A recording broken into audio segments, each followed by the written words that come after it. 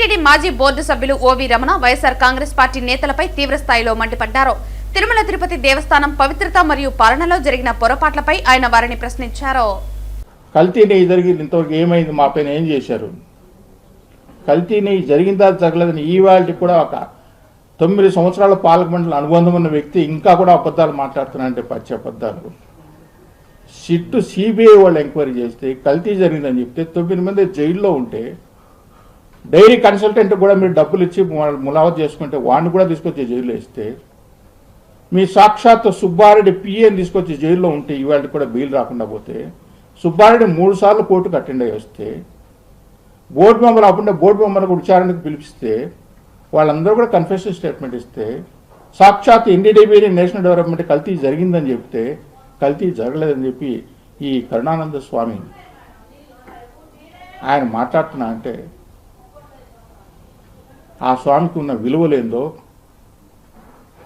ఆ స్వామి ఈ ముసుగులో చెప్తున్న అబద్ధాలేందో, జీవిత కాలం మాంసం మద్యం అని ఈరోజు మీరు మాట్లాడుతున్నప్పుడు, సాక్షాత్ ఒక ప్రముఖమైన చిన్నజీర స్వామి చెప్పినప్పుడు అలిపిరిలోనే పవర్ ప్లాంట్ ప్రెజెంటేషన్ పెట్టి చెప్తే కొండపైన మాద్యం మాంసం వ్యభిచారం కూడా జరుగుతుందని చెప్తున్నప్పుడు అప్పుడున్న పరిపాలన అధ్యక్షుడు ఎవరు? మీరు కాదా మహానుభావ స్వామి గారు? మీరు కాదా ఆ రోజు అధ్యక్షుడిగా ఉన్నప్పుడు?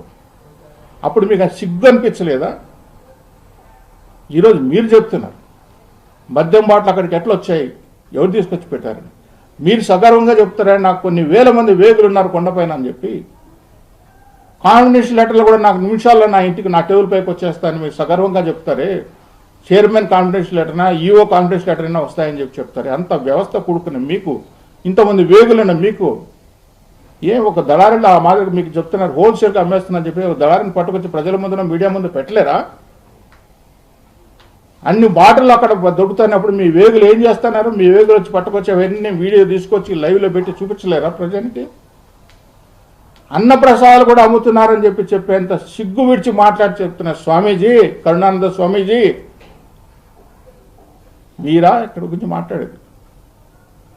మీరు అధ్యక్షుడుగా ఉన్నప్పుడు ఆ విష్ణుమూర్తి విగ్రహాశాల అక్కడే ఉంటే మీరు నేను కలిసి జాయింట్ ఇన్స్పెక్షన్ చేసిన ఆ రోజు 2007 నుంచి పడిన విగ్రహం ఆ మొదల్లో పొదల్లో ఉండింది. ఆ పొదలు తొలగిస్తే బయటకు వస్తే గుండెలు బాదుకుంటూ అయ్యో న్యాయం జరిగింది నా స్వామీజీకి అని చెప్పి, నల్ల రాయి అని చెప్పిన, అయ్యా స్వామి గారు నల్ల రాయి అక్కడక్కడ దేవుడు ఉన్నాడు చెప్పిన మహానుభావులు మీరే. 2 కొండలు చేయాలి 7 కొండలు ఎందుకని చెప్పి అప్పుడు మీ పరిపాలన తీసుకొచ్చిన జీవు కూడా మీరే.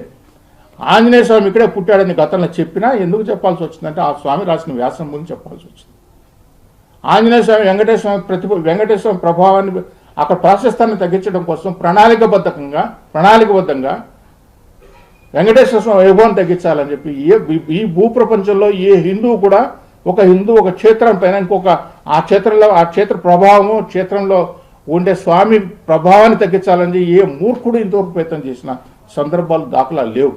బ్రిటిష్ వాళ్ళు కానీ నిజాం పరిపాలన చేసిన వాళ్ళు కానీ ఏ ఒక్కరు కూడా ఒక క్షేత్రాన్ని తగ్గించాలని చెప్పి పోటీగా ఇంకొక దేవుడిని తీసుకొచ్చి పెట్టాలనుకునేది ఎప్పుడూ లేదు, మీరు తప్ప.